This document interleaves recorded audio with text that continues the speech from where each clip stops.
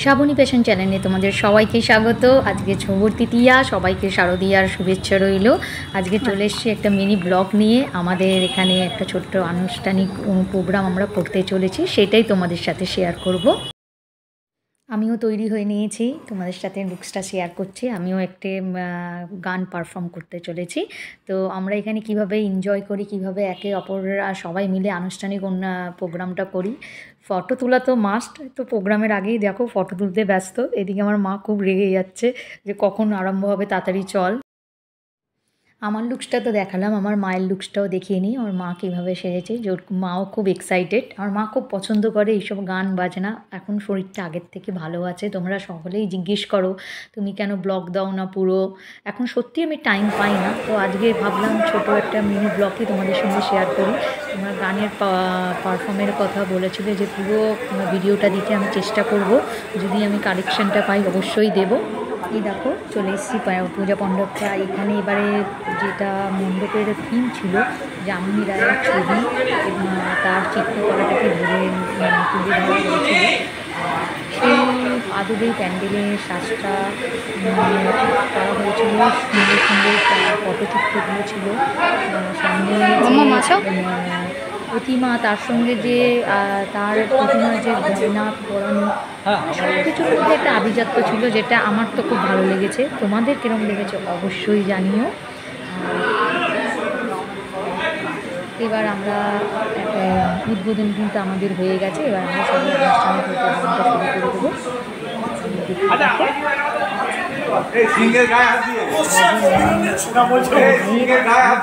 করিয়ে দিই। তো সবাই আগে চেয়ার ধরে বসে রয়েছে, আর যা বৃষ্টি পড়েছে চারদিকে মাঠে কাদা ভর্তি।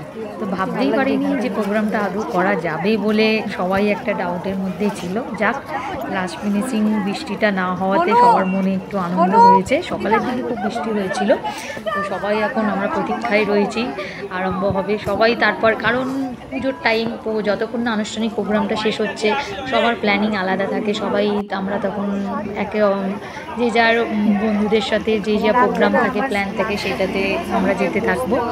তো এই নিয়েই চলছে। তোমরা কীভাবে পুজো কাটাচ্ছ অবশ্যই জানিও। অনেক দিন তোমাদের সঙ্গে কোনো গল্প হয় না। চলো, প্রোগ্রামটা স্টার্ট হয়ে গেছে, দেখতে থাকো।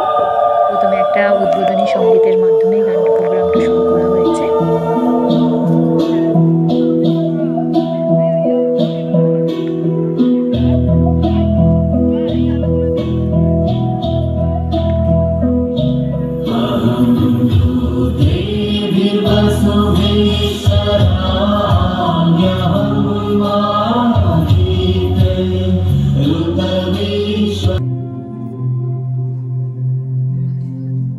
এবার আমাদের সবার সঙ্গে একসাথে মিলিত।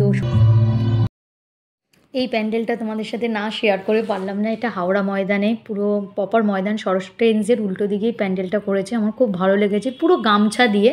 যদিও ভেতরে ঠাকুরটা এখনও দেখাতে পারেনি, কারণ ওদের এখনও উদ্বোধন হয়নি বলে ভেতরে এন্ট্রিটা এখনও কাউকে দিচ্ছে না। তো দারুণ লেগেছে, গামছা দিয়ে এত সুন্দর করে যে প্যান্ডেলটা করেছে, মানে চোখ ধাঁধিয়ে যাবে। এটা ফোনে কতটা ভালো আসছে বা কতটা বুঝতে পারছো জানি না, কিন্তু ফ্রন্ট থেকে দেখলে খুব ভালো লাগছিলো।